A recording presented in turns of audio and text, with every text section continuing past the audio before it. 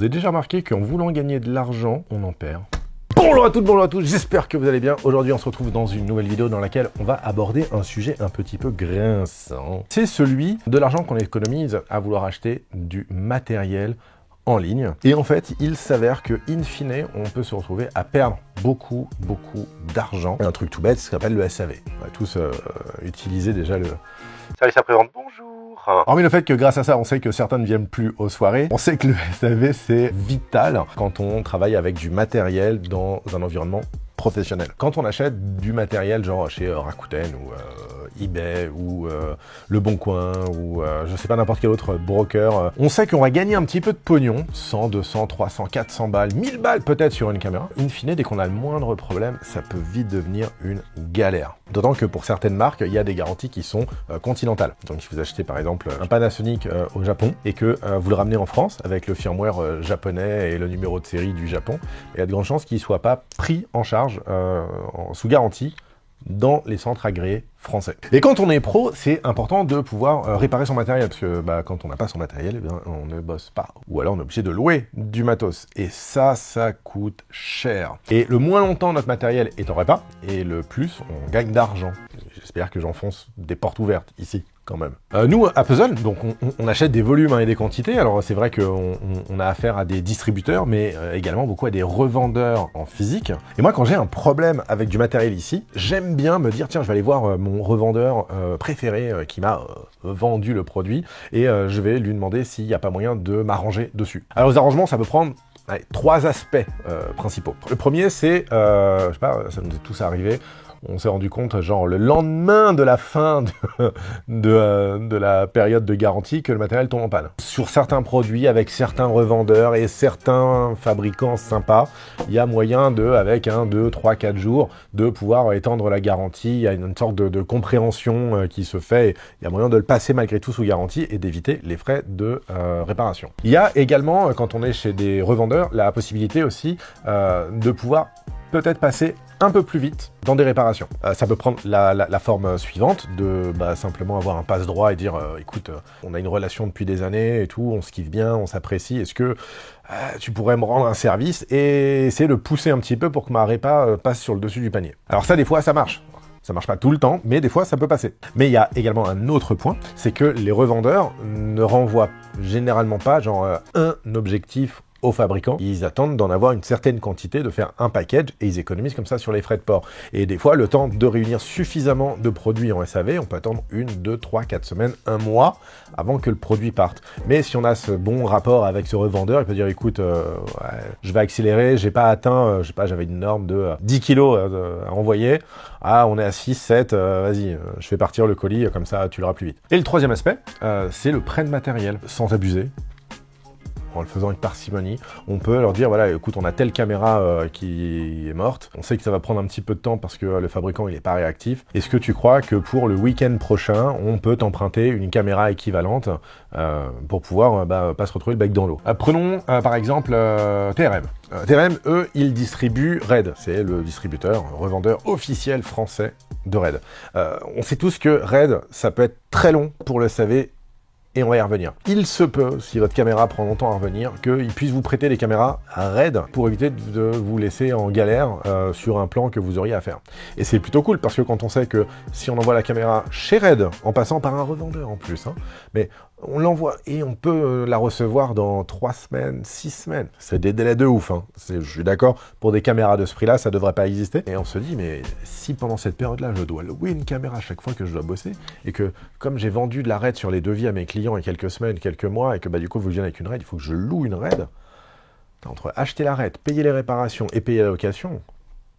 Donc c'est plutôt cool de la part de TRM de se dire, à l'occasion, par moment, il est possible de pouvoir vous prêter une cam. Et quand on regarde vraiment le haut de gamme, comme par exemple Harry, il vous prête une caméra. Alors Harry, le SAV, c'est pas la même durée que RED. Harry, c'est 7-10 jours.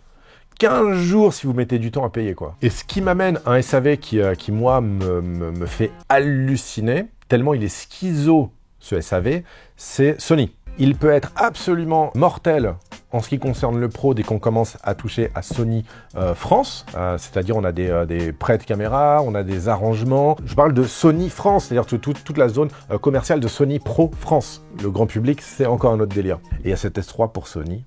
C'est du grand public, je sais pas pourquoi. Et comment est-ce qu'on peut être aussi bon dans le service pro et avoir un service SAV aussi médiocre? Et la réponse, ça s'appelle Cordon CMS. Au début, je pensais qu'il n'y a que moi qui a des problèmes avec Cordon CMS. Il y avait que moi qui, à chaque fois, quand j'envoyais les trucs, ça se passait mal. Donc au début, je me dis, bon, bah, je suis un chat noir, quoi. Et en fait, Cordon CMS, c'est une boîte qui est à Ribeauvillé. Et ils ont la main mise sur toutes les réparations Sony dans le cadre des garanties SAV. Et la première fois que j'ai eu affaire à eux, moi, à la base, je m'attendais à un service pro, du coup, parce que moi, je sortais du Prime Support Sony. Maintenant, Cordon CMS, oh là là. Oh, on a envoyé une caméra là-bas, elle avait une nappe de viseur qui avait été arrachée. On l'envoie là-bas. C'était une FS7, la caméra valait 6000 balles, je crois, à l'époque. Et en réparation, on nous demandait 2700 € hors taxe. J'ai essayé d'appeler Cordon CMS, et la particularité chez eux, c'est que les techniciens, et tout le pôle technique, et tout le centre technique, n'a pas de téléphone. Donc on a une personne qui est dans un autre bâtiment, qui ne peut pas les contacter, et la seule façon de les joindre, c'est d'envoyer un mail. Et j'ai envoyé un mail au nom de mon client, en disant, mon client ne comprend pas pourquoi est-ce que ça coûte si cher. Et sur quoi le technicien, très gentiment, au bout de quelques jours, a répondu, en 2 lignes de mail, il s'agit du prix des pièces, et du montant de la main-d'œuvre. Voilà pourquoi ça fait 2700 €. Quasiment la moitié du prix de la caméra pour une nappe sur une carte, enfin une carte à changer quoi. Et juste ça, pour eux, c'est la moitié du prix de la caméra. Toujours est-il qu'après plusieurs mois à batailler, j'en avais assez et on a décidé de payer. Mais j'étais un peu pris à la gorge, donc j'ai gardé une petite rancune envers Sony. Et quand il s'est avéré qu'on a eu d'autres choses à renvoyer, des objectifs qui étaient cassés, mais il se trouve que les objectifs repartaient de par notre vendeur directement à Cordon CMS. Et à chaque fois, je sais pas comment Cordon CMS se débrouille pour trouver ça, mais à chaque fois, Cordon CMS nous donne un devis qui est un pouillème en dessous du prix d'occasion de l'objectif. Donc si on a une optique qui vaut 1600 €, on va avoir un devis à 1300 €. Et il y a même un truc absolument incroyable, on a eu à un moment donné, on a envoyé une optique, un 1635. On l'envoie, on lui dit voilà, bon bah il a un problème et tout, et on n'a pas envie d'envoyer à Cordon CMS. Du coup on passe par MySAV. Et MySAV prend l'objectif, passe le numéro de série dans leur base de données, se rend compte que l'objectif est sous garantie. Et nous on savait qu'il n'était pas sous garantie, il y avait un problème de choc ou je sais pas quoi. MySAV l'envoie à Cordon CMS. Je sais pas si c'est une obligation de leur part, visiblement oui. Et donc Cordon CMS prend l'objectif, ils le regardent et ils disent là, ouais, 1635-2.8, oh, 1002. Ouais, 1002. Donc nous on refuse ce devis, qu'on estime trop cher et qui correspond pas du tout aux réparations qu'il y a à faire dessus. Donc il prend l'objectif, et là on le renvoie à MySAV avec un énorme gaffeur dessus en disant à réparer par MySAV, ne pas envoyer à Cordon CMS, point d'exclamation, point d'exclamation, point d'exclamation, point d'exclamation, smiley, point d'exclamation, petite tête qui fait la gueule. On l'envoie à MySAV et on reçoit un devis de réparation de 1600 et quelques euros. Mais pas de MySAV, de Cordon CMS. À quelques semaines d'intervalle, le même objectif, qui avait le même problème, a pris 30% dans la gueule, un peu plus de 30%, dans la gueule d'augmentation. Gratuit. Pourquoi? Et donc on a regardé sur le bon coin, on s'est dit bah, c'est bête parce qu'à 100 balles près, en fait on a une optique qui est nickel quoi. Et puis à 200 balles près, on arrive à trouver une optique qui est quasi neuf, modèle d'expo, nickel, avec une garantie et tout. Et puis évidemment on a eu d'autres problèmes avec Cordon CMS. On avait envoyé nous un 2470, il avait un problème de diaph, des fois il était reconnu par des boîtiers, des fois il était pas reconnu. On l'envoie et Cordon CMS nous dit ouais non mais là faut tout changer, le bloc arrière, le bloc avant et tout l'électronique. On est pour je sais pas combien il nous proposait, 1200 ou 1300 balles. Je dis ah bon mais c'est juste un problème de diaph quoi, non? Ouais, non, faut tout changer, et puis en plus, c'est comme ça, c'est comme ça. Je dis, mais pourquoi? Ah ben il a été choqué, il est pas sous garantie en tout cas. C'est vous qui payez. Et moi il a été choqué. Ah bon? Eh ben, il n'y a pas de trace de choc. Et il nous envoie cette photo. Comme vous pouvez le voir, l'objectif a l'air d'être sacrément endommagé. Honnêtement, j'en ris. Parce que je me dis, mais qui donc est cette personne qui envoie une photo de ça avec un objectif qui est nickel chrome en disant, si regarde, là il s'est pris un coup là. Ah, un truc magnifique, tiens, tant que je vous tiens. On avait acheté une FX6 et le tactile avait un problème qu'on peut voir sur les images. Le curseur revient systématiquement dans le coin supérieur gauche. Donc pas très pratique pour faire le point. Donc du coup on l'envoie en réparation et devinez où il part? Cordon CMS.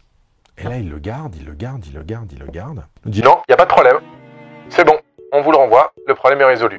Ah, cool, on récupère l'écran, on le branche. Première seconde, encore le problème. Il dit, vous avez fait quoi comme réparation? Ah non, on n'a rien fait. Ah oui, mais non, mais du coup, il faut le réparer quand même. On le renvoie. On fait des vidéos, bien sûr, on leur montre. Alors, ça passait par le revendeur, c'est Objectif Bastille, ça passait par là, qui essayait de pousser un petit peu notre dossier, mais même lui, il est bloqué, en fait. Le moniteur revient à nouveau chez nous, et il ne fonctionne toujours pas. Donc là, à ce moment-là, nous, ça fait, genre, je sais pas, 6 mois ou 6 mois et demi qu'on n'a plus de viseur pour cette caméra. Qu'est-ce qu'on a fait? On a appelé Objectif Bastille, on a dit, bah écoute, on va te commander un viseur. Et donc en fait, 6 mois et demi à attendre, plus 2 mois pour avoir la pièce d'aide parce que c'était compliqué à avoir et tout. Bref, au final, la caméra, pendant presque 8 mois, quasiment 8 mois, elle n'était pas sortable. Et le problème, c'est que Sony France, quand j'en parle individuellement aux gens de Sony, ils ont parfaitement conscience de ce problème. Ils savent parfaitement toutes les histoires qu'il y a, parce qu'on n'est pas du tout un cas isolé, hein, mais toutes les histoires qu'il y a autour de Cordon CMS. Et un truc que j'aimerais savoir, c'est combien est-ce que Cordon CMS facture des réparations à Sony. À quel point Sony accepte de payer des devis de réparation quand c'est pris sous garantie à 1200, 1400, 1600 balles sur une optique qu'on achète dans le commerce à 1008 ou 2000. Et j'aimerais parler d'une autre marque maintenant que nous on a complètement arrêté, en tout cas dans les pros, c'est Blackmagic. Blackmagic pour nous c'est terminé, on a eu il y a quelques années des problèmes, ils ont décidé de garder leur centre de réparation en Angleterre au moment du Brexit. Il y a eu d'énormes soucis sur les réparations. Blackmagic ont commencé avec des réparations qui moi me plaisaient de ouf. T'achetais ta cam, elle avait des soucis au bout de quelques mois, ou ton viseur de Ursa, il avait des soucis, tu renvoyais, t'en recevais un neuf. Pareil pour les consoles, neuf. Ça coûtait moins cher pour eux de faire ça et de ne jamais recycler ce produit qui allait être une poubelle écologique, voilà. Mais ça leur coûtait moins cher de faire ça que de garder et de faire réparer. On a eu un souci avec une caméra qui est tombée, le capteur était tout bleu, violet, tout moche. On a décidé de le renvoyer. Elle est pas revenue tout de suite, vu qu'on est passé par un revendeur, c'était Visual Impact. On l'envoie chez Visual Impact et Visual Impact le prend en charge et s'occupe de l'envoyer. Et là, il galère. Et pendant qu'ils ont notre caméra, au bout de 6-8 mois, quand moi je vais les voir en disant, les gars, il y a moyen de récupérer la caméra? Il me dit, bah écoute, c'est un peu la même merde. On a décidé d'arrêter complètement le SAV Blackmagic. On a fait comme la plupart des revendeurs. On a arrêté complètement le SAV Blackmagic. On ne prend plus de SAV Blackmagic. Et toutes les personnes qui ont des problèmes avec les Blackmagic, maintenant, ils gèrent avec Blackmagic en direct. Mais comme toi, ça fait 8 mois que tu nous envoies la cam, on va continuer à assurer le SAV. Quand elle est revenue, enfin, un jour, eh bien, elle n'était pas réparée. Plutôt que de la déposer à nouveau chez Visual, moi, je m'en occupe. Je la renvoie. Et là, dans les méandres des douanes, elle se perd. C'est-à-dire que quand elle arrive en Angleterre, TNT nous demande, demande à Blackmagic de payer les frais de douane de 1200 pounds, un truc comme ça. Et Blackmagic dit, ah non, non, non, pas du tout, c'est pas bon.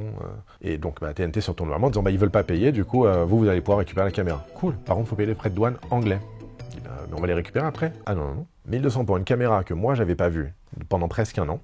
Et il fallait encore que je paye 1200 pour récupérer une caméra cassée pour avoir le droit après de l'envoyer à nouveau avec un code qu'allait m'envoyer un voucher via DHL, qu'allait m'envoyer Blackmagic, pour lequel j'allais payer que, je crois que c'était 21 balles ou 29 balles, pour pouvoir avoir le droit encore de l'envoyer. Et je dis, c'est quoi, trop de problèmes. Ils savent pas réparer, c'est la galère. C'est quoi, on arrête la gamme Pro de Blackmagic. Donc, quand moi, on me pose la question, est-ce quelle caméra je pourrais acheter? Si tu prends une Blackmagic Pocket 6K, c'est très bien. Le jour où elle tombe en panne, c'est du fongible. Et alors, si je voulais vous parler un petit peu de SAV qui, avec nous, se passe relativement bien, c'est par exemple le SAV Pana. Il y a un réparateur agréé à quelques rues de chez nous, qui s'appelle Niken, et ça se passe super bien. Alors, on paye, mais pas très cher. On paye moins un prix qui, à chaque fois, me semble être un prix honnête pour les répas. D'autres boîtes qui vont très très vite, par exemple, c'est Teradek ou Small HD. Teradek, par exemple, eux, c'est magnifique. Ils sont connus pour ça. On leur envoie un truc, peu importe ce que c'est, peu importe la garantie qu'on a dessus, le délai d'achat, ils facturent de toute manière, c'est hors garantie. Toujours. Enfin, toujours. La plupart du temps. Small HD, eux, c'est très rapide, mais il y a certains produits où on a eu des soucis, comme par exemple le Focus Pro. Le Focus Pro, donc c'est un moniteur qui était capable de pouvoir contrôler la Komodo. À un moment donné, on a des problèmes avec, on les renvoie. Et là, ils nous disent, ah, on peut plus le réparer. Le produit, il est sorti l'été dernier, genre il y a 6 mois, et c'est fini. Il n'y a plus de... Non, en fait, on n'a plus de dalles, en fait, on n'en a plus beaucoup. Et là, du coup, remplacer les nôtres, ouais, mais ce sera la dernière fois qu'on vous les répare, après, on ne pourra plus. Donc, le moniteur valait 1000 balles. Et ils me disent, écoutez, on garde le moniteur, et vous avez 10% d'achat sur votre prochain achat chez nous. En gros, j'ai le droit d'acheter un moniteur à 1000 balles, et si je rachetais le même moniteur à 1000 balles, il me faisait 100 balles de remise. Mais il gardait le premier moniteur, ce qui me fait que pour 1900 balles, j'avais le droit à un moniteur qui coûtait 1000 €. Moi, dans mes calculs, c'est pas ouf. Donc nous, de notre côté, on essaye en permanence des nouveaux centres de réparation. Alors, pour Red, c'était un vrai problème parce que les délais de réparation se prennent un temps incroyable via le revendeur français TRM. Incroyable, on s'est dit, on va passer, nous, en direct. Et il se trouve qu'on a un petit peu plus de succès quand même pour passer en direct. Si on envoie en Allemagne, ça peut prendre entre 15 jours et 1 mois et demi. Si on envoie, par exemple, la CVP, qui CVP est également un réparateur agréé Red, ça peut prendre entre 5 et 15 jours. Bon, s'il y a des problèmes d'approvisionnement de pièces, des fois ça peut prendre 1 mois et demi. Et pour vous dire à quel point pour nous, le SAV c'est important, à l'époque de Kinefinity, quand ils commençaient à sortir la caméra 4K, comme beaucoup, on était très intéressés pour en prendre. Or, ce qui transpirait sur les réseaux sociaux, c'était les personnes qui avaient envoyé des caméras en réparation, ils n'avaient pas de retour. Personne ne répondait à leurs mails, impossible d'avoir les gens au téléphone. J'ai lu ça, j'ai fait quelques commentaires comme ça, quelques posts et tout, et puis au fur et à mesure, je me suis dit, en vrai, je peux pas bosser avec des gens comme ça. Alors, qu'est-ce qu'il faut retenir de cette vidéo? Il faut dire qu'on peut avoir des problèmes avec des petites comme des grandes marques en SAV. Quand on pense faire une bonne affaire en ayant 10, 15, 20% de remise en achetant du matériel via des circuits gris ou sur des sites sans aucune garantie derrière, en fait, on peut être amené à le payer, ce coût-là, et même bien plus. Quand on achète des caméras, des objectifs, des trépieds, des moniteurs, des transmetteurs vidéo sans fil, des follow focus, des mat, que sais-je, l'acheter dans un magasin en dur qui s'occupera de 2 choses pour vous, qui s'occupera de faire le suivi SAV à votre place, qui pourra peut-être négocier des choses pour vous en termes de délai, en termes de tarifs, en termes de prise en charge de garantie, en termes de frais d'envoi aussi. Mais pour moi, le plus bénéfique, c'est de se dire, j'ai un revendeur qui a un petit peu de matos en démo. Si vraiment je suis en galère et que j'ai besoin d'un matos, en fait, au lieu d'aller louer une caméra à 100, 150, 200 balles, ils vont me la prêter. Donc c'est toujours mieux pour moi d'acheter du matériel cher dans du dur, dans des vraies boutiques. C'était ce que je voulais vous dire dans cette vidéo. Et puis si vous avez des expériences sur Cordon CMS, sur Blackmagic ou sur n'importe quel autre type de SAV, mettez en commentaire, partagez un petit peu comme ça vos expériences. Voilà, moi je vous dis à très bientôt. Merci d'avoir regardé cette vidéo. N'oubliez pas, on s'abonne, on like et tout. Ça fait toujours zizir, comme disent les jeunes. Et voilà, à la prochaine.